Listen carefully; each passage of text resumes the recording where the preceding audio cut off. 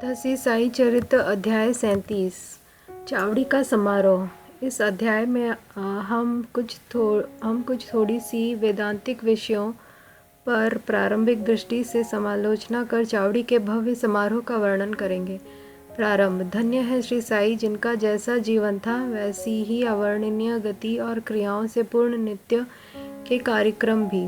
कभी तो वे समस्त सांसारिक कार्यों से अलिप्त रहकर कर्मकांडी से प्रतीत होते और कभी ब्रह्मानंद और कभी आत्मज्ञान में निमग्न रहा करते थे। कभी वे अनेक कार्य करते हुए भी उनसे असंबद्ध रहते थे। यद्यपि कभी कभी वे पूर्ण निष्क्रिय प्रतीत होते, तथापि वे आलसी नहीं थे। प्रशांत महासागर की नाई सदैव जागरूक रहकर भी वे गंभीर, प्रशांत और स्थिर दिखाई देते थे। उनकी प्रकृति का वर्णन तो सामर्थ्य से परे है।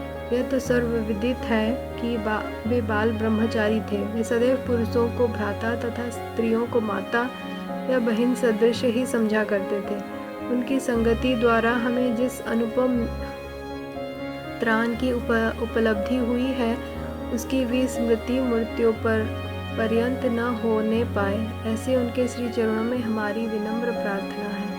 हम समस्त भूतों में ईश्वर का ही दर्शन करें और नाम स्मरण की रसानुभूति करते हुए हम उनके मोह विनाशक चरणों की अनन्य भाव से सेवा करते रहें, यही हमारी आकांक्षा है।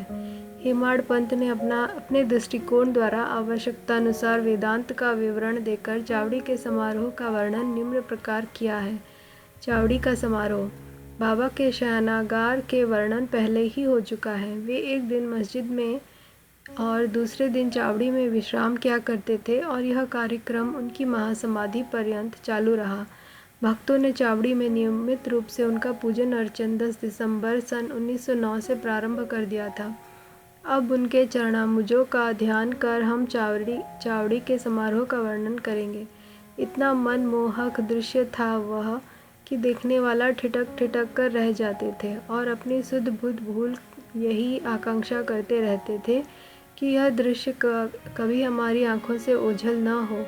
जब चावड़ी में विश्राम करने की उनकी नियमित रात्रि आती तो उस रात्रि को भक्तों का अपार जन समुदाय मस्जिद के सभा मंडप में एकत्रित होकर घंटों तक भजन किया करता था।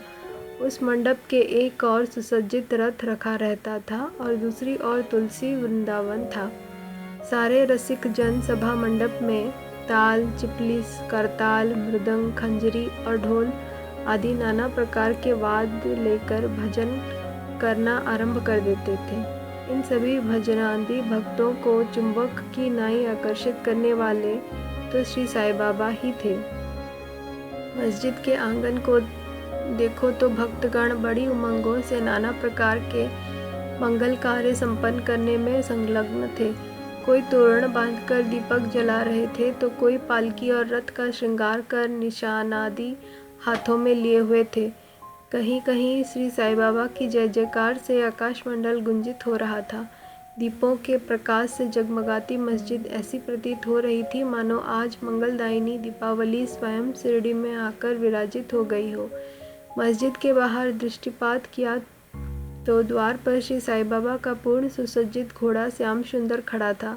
श्री साई बाबा अपनी गादी पर शांत मुद्रा में विराजित थे कि इसी बीच भक्त मंडली सहित तात्या पाटिल ने आकर उन्हें तैयार होने की सूचना देते हुए उठने में सहायता की। घनिष्ठ संबंध होने के कारण तात्या पाटिल उन्हें मामा कहकर संबोधित किया करते थे।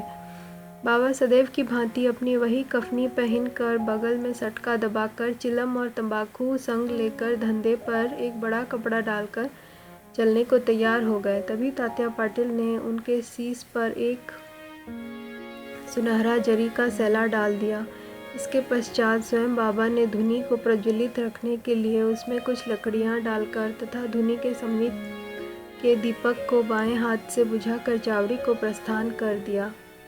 अब नाना प्रकार के वाद्य बजने आरंभ हो गए और उनसे भांति भांति के स्वर निकलने लगे। सामने रंग बिरंगी आतिशबाजी चलने लगी और नर नारी भांति भांति के वाद्य बजाकर उनकी कीर्ति के भजन गाते हुए आगे आगे चलने लगे।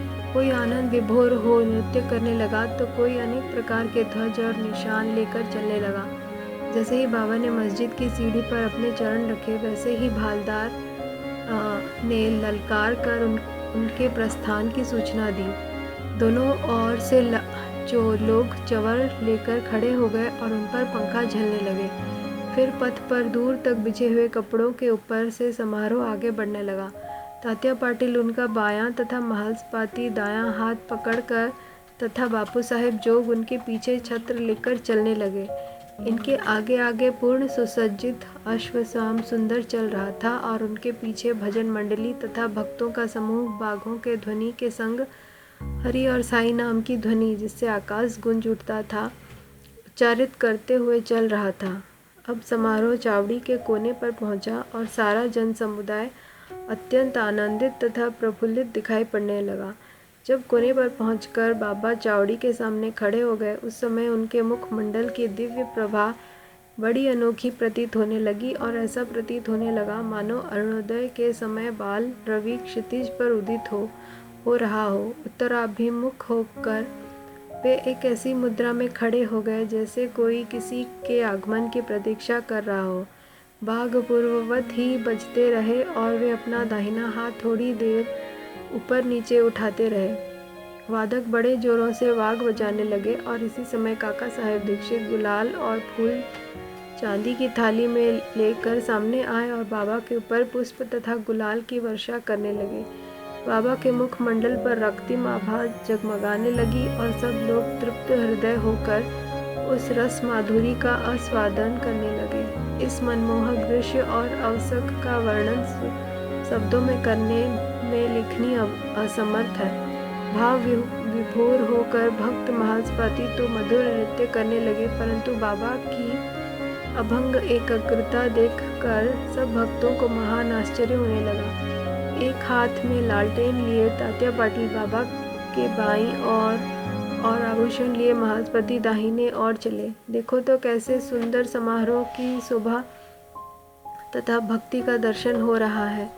इस दृश्य की झांकी पाने के लिए ही सहस्त्रों नर नारी, क्या अमीर और क्या फकीर, सभी वहां एकत्रित थे। अब बाबा मंद मंद गति से आगे बढ़ने लगे और उनके दोनों ओर भक्तगण भक्ति भाव सहित संग संग चलने लगे और चारों ओर प्रसन्नता का वातावरण दिखाई पड़ने लगा।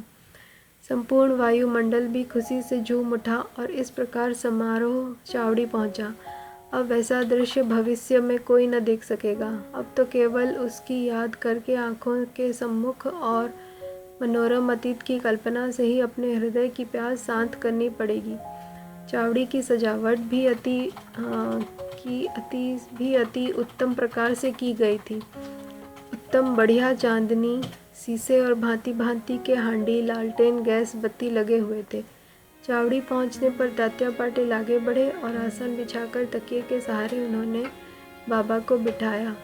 फिर उनको एक बढ़िया अंगरखा पहनाया और भक्तों ने नाना प्रकार से उनकी पूजा की। उन्हें स्वर्ण मुकुट धारण कराया तथा फूलों और जवाहरों की मालाएं उनके गले में पहनाई।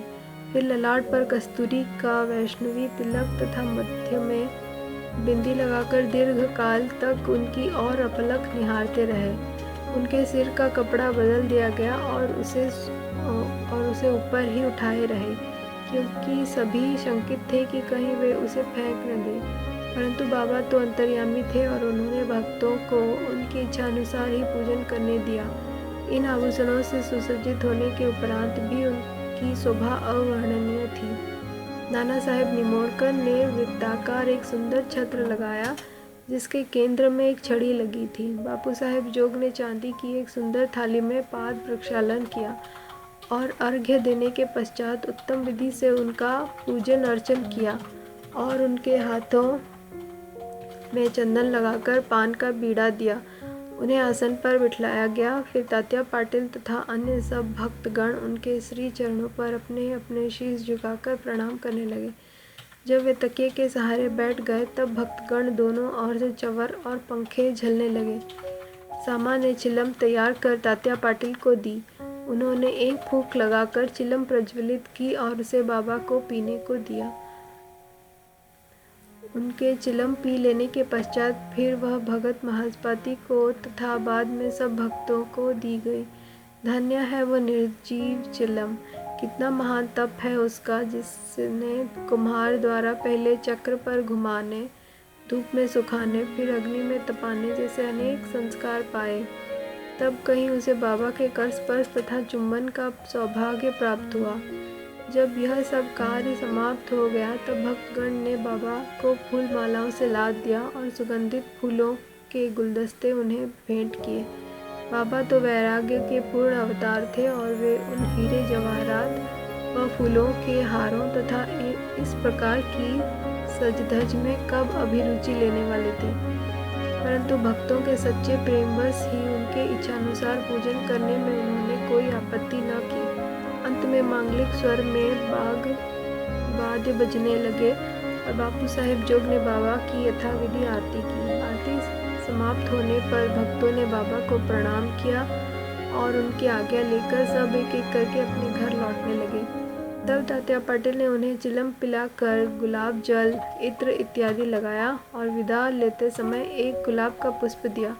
तभी बाबा प्रेमपूर्वक कहने लगे कि तात्या, मेरी देखभाल भली भांति करना, तुम्हें घर जाना है तो जाओ, परंतु रात्रि में कभी कभी आकर मुझे देख भी जाना। तब सकारात्मक उत्तर देकर तात्या पाटिल चावड़ी से अपने घर चले गए। फिर बाबा ने बहुत सी चादरें बिछाकर स्वयं अपना बिस्तर लगाकर विश्राम किया। अब हम भी विश्राम करें और इस अध्याय को समाप्त करते हुए हम पाठकों से प्रार्थना करते हैं कि वे प्रतिदिन शयन के पूर्व श्री साईं बाबा और चावड़ी समारोह का ध्यान अवश्य कर लिया करें। श्री सद्गुरु साईनाथार्पणमस्तु। शुभम भवतु। ओम साई राम।